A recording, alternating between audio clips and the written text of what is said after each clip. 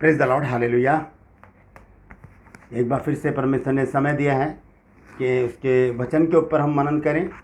और धन्यवाद देता हूँ परमेश्वर का कि परमेश्वर ने जीवित रखते हुए हमें इतना सुंदर सुनहरा मौका दिया है कि उसके वचन पर, उसके जीवित वचन के ऊपर, बाइबल के ऊपर हम मनन करें। आज एक वचन है मेरे पास, जो मेरे सब्सक्राइबर हैं भाई वेद ग्रोवर, उन्होंने एक सवाल पूछा है और उन्होंने कहा है कि नीति वचन 4 अध्याय और उसकी 4 आयत पर आप प्रकाश डालिए। तो आज हम उसी को देखेंगे और शुरुआत करेंगे हम सुलेमान से, क्योंकि नीति वचन जो है वो राजा सुलेमान का लिखा हुआ है और उसको जानने के लिए बहुत ज़रूरी है, नीति वचन को जानने के लिए बहुत ज़रूरी है कि हम सुलेमान के बारे में पहले जानें। और सुलेमान जो है वो दाऊद का बतशेबा से पैदा हुआ दूसरा पुत्र था। पहला पुत्र जो पोलियोग्रस्त था वो तो मर चुका था, उसके लिए दाऊद ने उपवास भी रखे, लेकिन वो गुजर गया। लेकिन उसके बाद परमेश्वर ने राजा दाऊद को एक बेटा दिया जिसका नाम था सुलेमान। और सुलेमान के बारे में हम जानते हैं कि जब परमेश्वर ने उससे कहा कि जो कुछ भी मांगता तू मांग, तब उसने परमेश्वर से बुद्धि मांगी और कहा कि मुझे बुद्धि दे ताकि मैं अपनी प्रजा का न्याय सही तरीके से कर सकूं। और परमेश्वर ने उससे कहा कि ना तो तूने अपने शत्रुओं का प्राण मांगा, ना तूने धन दौलत मांगा, ना ऐसा राम मांगा, इसलिए मैं तुझे बुद्धि तो देता ही हूँ, लेकिन मैं तुझे बाकी सब चीज़ें भी दूंगा और इतना दूंगा कि ना तो तेरे से पहले किसी के पास था, ना तेरे बाद किसी के पास इतना होगा। तो ये राजा सुलेमान का संक्षिप्त सा जीवनी थी, मैंने जो आपके सामने रखी है। और राजा सुलेमान ने नीति वचन लिखा है, श्रेष्ठ गीत लिखा है, सबोपदेशक लिखा है।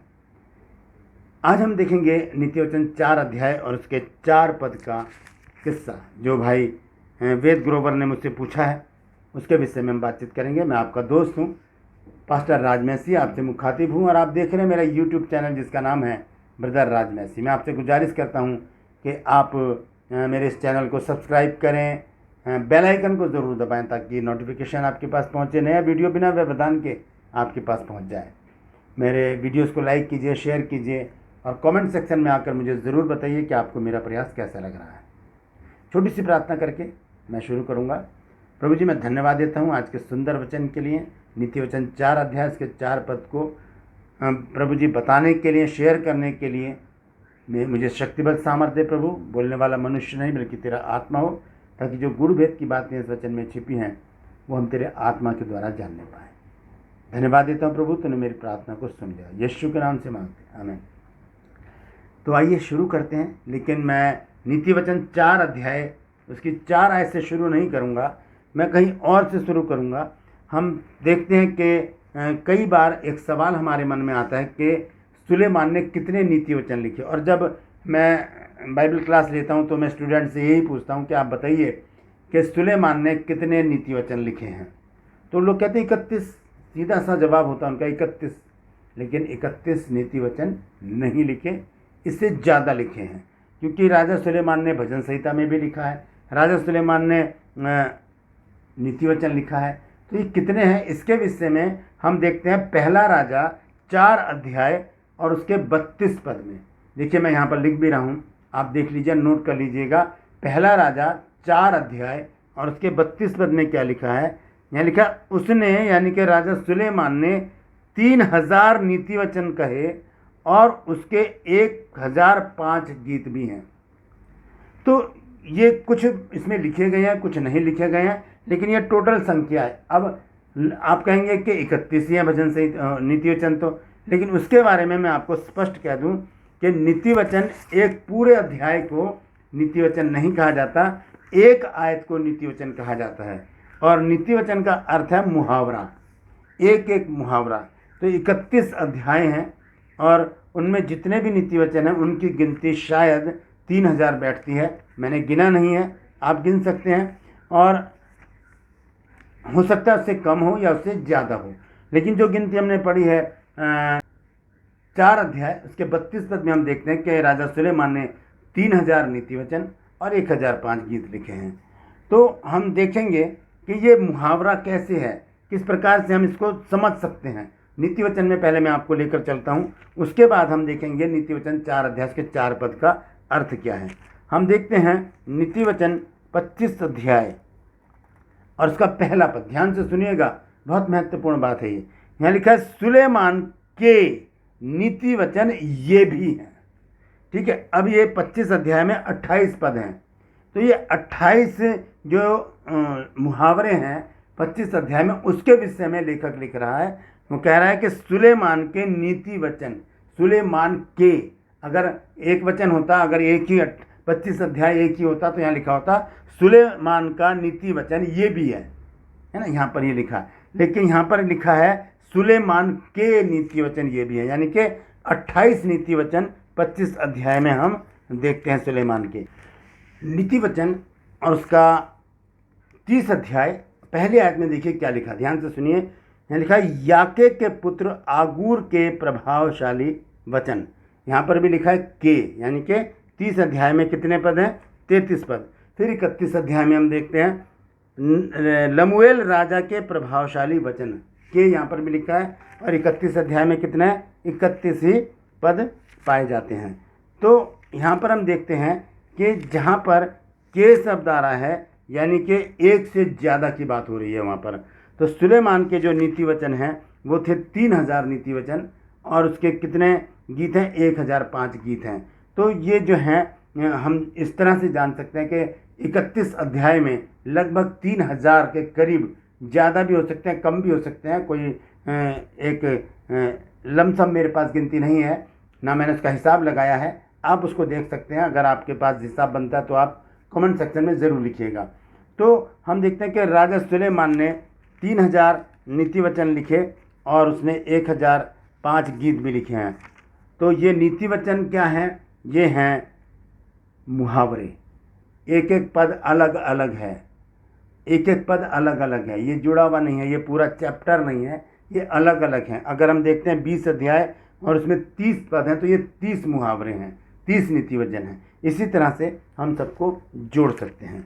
आइए अब हम देखेंगे उस सवाल का अर्थ जो भाई ने पूछा है। नीति वचन 4 अध्याय और उसके 4 पद को अगर हम जानना चाहते हैं तो हमें शुरू से नीति वचन को पढ़ना पड़ेगा। यहाँ पर लिखा है, हे मेरे पुत्रों, पिता की शिक्षा सुनो और समझ प्राप्त करने में मन लगाओ, और क्योंकि मैंने तुमको उत्तम शिक्षा दी है। ये सुलेमान कह रहा है ना, मैंने तुमको उत्तम शिक्षा दी है, मेरी शिक्षा को ना छोड़ो। अब ध्यान से सुनिए 3 और 4 आयत।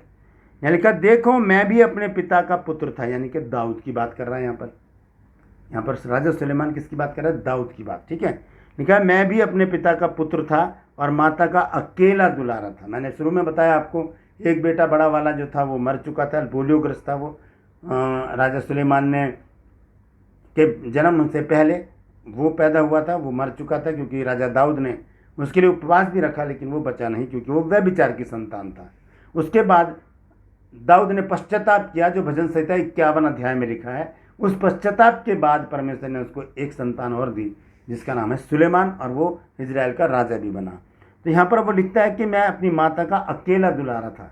फिर 4 आयत देखिए क्या लिखा है। यहाँ लिखा है, और मेरा पिता मुझे ये कहकर सिखाता था कि, ये बहुत महत्वपूर्ण सवाल भाई ने पूछा है। मैं थैंक यू बोलता हूँ आपको जो आपने इस सवाल को पूछा। मैं बहुत दिनों से सोच रहा था कि इस विषय में मैं एक वीडियो बनाऊं, लेकिन अच्छा हुआ कि आज आपने इस सवाल को पूछ लिया। तो यहाँ पर लिखा है कि और मेरा पिता, यानी कि दाऊद, सुलेमान कह रहा है मेरा पिता, यानी कि हमारे लिए वो कौन है? दाऊद। मैं यहाँ ऐसे कह सकते हैं कि और सुलेमान का पिता दाऊद ये कहकर उसे सिखाता था कि, अब आगे जो लिखा है वो दाऊद के कही हुई बातें हैं जो दाऊद ने सुलेमान को सिखाई हैं, वो सुलेमान यहाँ पर लिख रहा है। वो बताता है, यहाँ से लेकर 4 अध्याय की 4 आयत से चलते हैं जब हम, और उसको हम पढ़ते हैं, आगे देखेंगे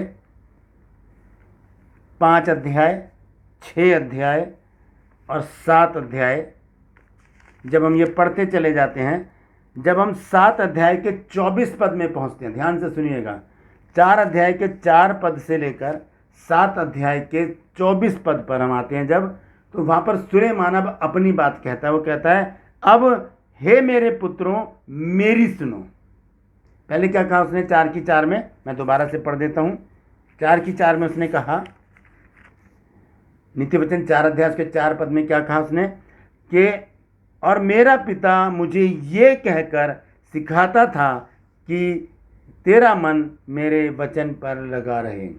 उसके बाद यहाँ से वो पूरा बातें बता रहा है जो दाऊद ने उसको सिखाई हैं। उसके बाद 7 अध्याय भी शुरू हो जाता है, और जब उसकी 24वीं आयत पर हम आते हैं तब दाऊद हमसे बात करते हुए कहता है कि अब हे मेरे पुत्रों मेरी सुनो और मेरी बातों पर कान लगाओ।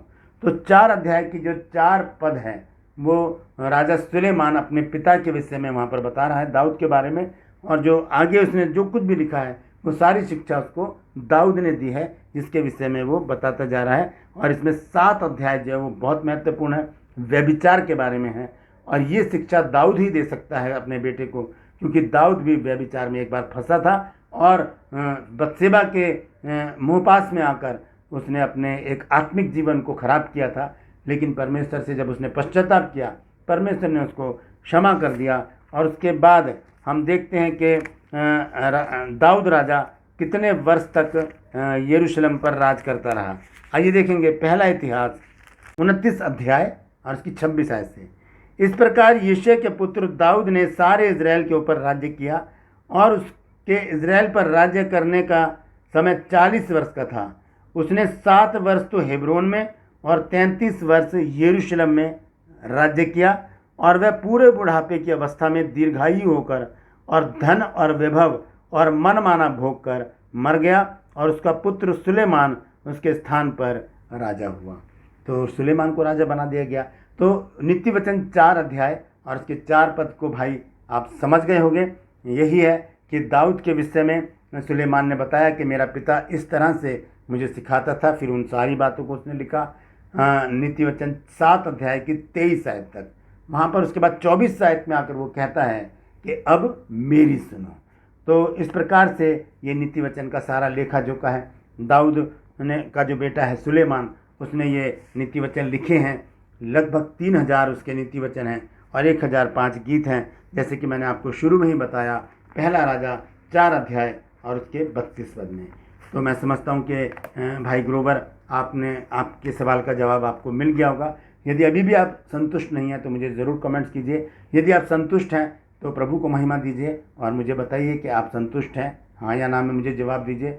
और यदि जितने भी लोग अभी मुझे सुन रहे हैं, यदि आपके भी मन में कोई सवाल आता है तो ज़रूर पूछिए, मैं उसका जवाब देने की पूरी कोशिश करूँगा।